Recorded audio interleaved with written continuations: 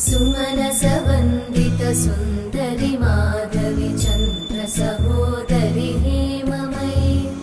मुनिगणवन्दित मोक्षप्रदायिनि मञ्जुळभाषिणि वेदनुते पङ्कजवासिनि देवसुपूजित सद्गुणवर्षिणि शान्तियुते जय जय हे मधुसूदन कामिनि आदिलक्ष्मि जय